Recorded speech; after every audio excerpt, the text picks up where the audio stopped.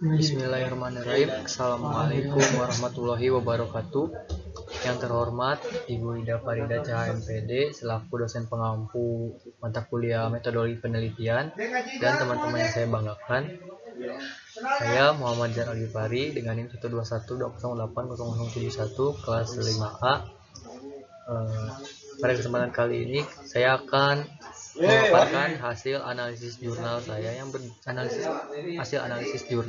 yang berjudul Effect of Different Ways of Using Visualization on High School Students Electrochemistry Conceptual Understanding and Motivation Toward Chemistry Learning, dengan penulisnya yaitu Chia Yin Lin, Shin Kai Wu dari jurnal Chemistry Education Research and Practice. Yang menjadi permasalahan pokok pada artikel ini yaitu dalam artikel tersebut disebutkan bahwa beberapa siswa mengalami kesulitan dalam memahami materi elektrokimia karena konsepnya yang sebagian besar submikroskopik atau tidak dapat dilihat secara oleh mata secara langsung. Ada juga permasalahan lain mengenai siswa yang mengalami kelebihan informasi ketika menyaksikan visualisasi dinamis dari materi ini. Kemudian, alasan mengapa permasalahan tersebut penting untuk diteliti, menurut saya penting karena untuk mempermudah siswa dalam memahami konsep dari materi elektrokimia tingkat submikroskopik ini. Kemudian rumusan masalahnya yaitu satu, kondisi instruksional mana yang mendukung siswa untuk mengembangkan pemahaman konseptual elektrokimia yang lebih baik. Kedua, kondisi pembelajaran manakah yang meningkatkan motivasi siswa terhadap pembelajaran kimia. Tiga, apakah terdapat perbedaan yang signifikan dari pemahaman konsep dari motivasi siswa antara ketiga kelompok setelah siswa melakukan kegiatan visualisasi. Kemudian kerangka teorik yang mendukung permasalahan pada artikel ini yaitu teori pembelajaran visualisasi dan teori motivasi. Teori pembelajaran visualisasi menyatakan bahwa visualisasi dapat membantu siswa memahami konsep yang sulit dan abstrak. Teori motivasi menyatakan bahwa siswa seperti itu. Kemudian setelah itu identifikasi bagaimana metode desain dan prosedur atau langkah-langkah penelitian dilakukan. Digunakan 3 kondisi pembelajaran yang terdiri dari VD, View and Drawing, VA, View and Animation, dan Viewing. Prosedurnya yaitu eksperimen yang dijelaskan dalam artikel tersebut menggunakan prosedur yang berbeda untuk menyelidiki efek visualisasi pada pemahaman konseptual elektrokimia siswa sekolah menengah dan motivasi terhadap pembelajaran kimia. Jadi, seperti ini prosedurnya. Pada fase G1, kelompok V menonton animasi sel elektrokimia dan menyelesaikan pertanyaan pada lembar kerja. Kemudian pada fase VD dan VA, siswa diminta untuk menghasilkan gambar dan animasi sel nikel dan perak. Siswa dalam kelompok VD diberikan storyboard kosong dan membuat setidaknya 3 gambar untuk menunjukkan bagaimana sel elektrokimia menghasilkan listrik. Kelompok VA menggunakan alchemy animator untuk membuat animasi dan proses kimia dalam sel nikel perak.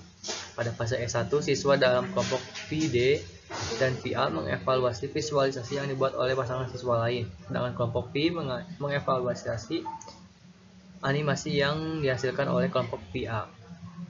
Lembar kerja disediakan untuk kedua kelompok untuk mendukung proses evaluasi.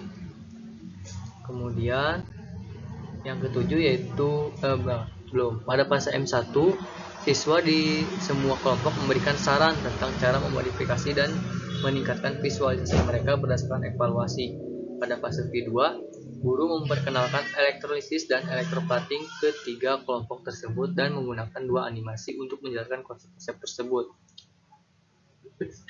Untuk pertanyaan ketujuh, identifikasi bagaimana bentuk jenis instrumen yang digunakan untuk mengukur indikator atau aspek yang dipilih. Bagaimana data-data dikumpulkan untuk menjawab permasalahan.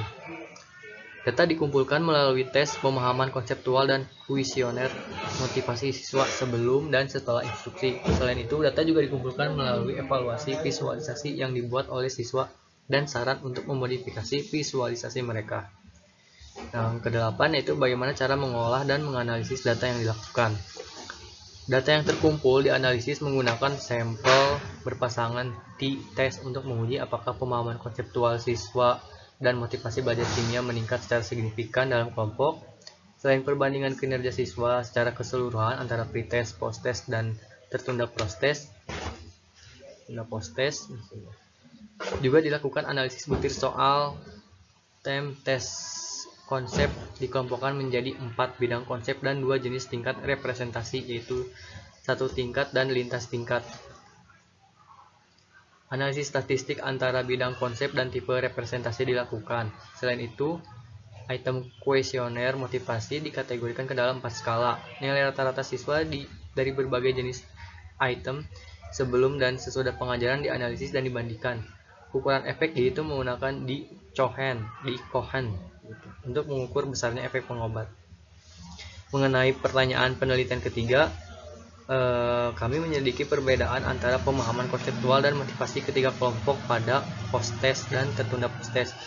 Untuk mengendalikan perbedaan awal skor pretest dan dari ketiga kelompok, analisis covariance dilakukan dan skor pretest siswa adalah covariat. Mereka itu pertama-tama menggunakan analisis covariance satu arah untuk membandingkan kinerja ketiga kelompok secara keseluruhan pada kedua instrumen. Kemudian nomor 9 yaitu hasil bagaimana deskripsi temuan dan kesimpulan dari penelitian. Hasil statistik dari perbandingan dalam kelompok mengungkapkan bahwa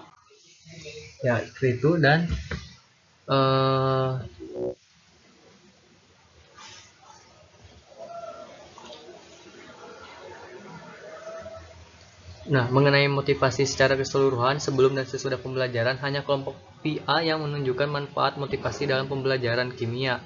Selain itu, perbandingan antar kelompok menunjukkan tidak ada perbedaan yang signifikan antara rata-rata ketiga kelompok pada post-test dan tertunda post-test, dan menyarankan agar ketiga kelompok mengembangkan dan mempertahankan tingkat pemahaman konseptual yang sama setelah instruksi.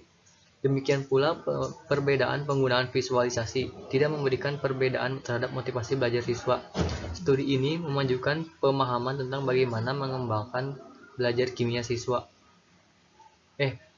Studi ini memajukan pemahaman tentang bagaimana mengembangkan kegiatan pembelajaran yang efektif dengan visualisasi untuk pembelajaran kimia dan menyarankan kemungkinan manfaat konseptual dan motivasi dari melihat dan menghasilkan visualisasi. Nomor 10 terakhir, bagaimana manfaat yang dapat saya peroleh dari artikel tersebut untuk rencana penelitian saya. Manfaatnya adalah dari penelitian ini saya mendapatkan solusi untuk mengajari siswa mengenai konsep kimia tingkat submikroskopik. Beberapa cara untuk memvisualisasikan suatu konsep sudah saya dapatkan dan akan saya terapkan pada rencana penelitian saya. Begitu saja yang bisa saya sampaikan pada pemaparan ini. Mohon maaf bila ada kesalahan. Terima kasih. Wassalamualaikum warahmatullahi wabarakatuh.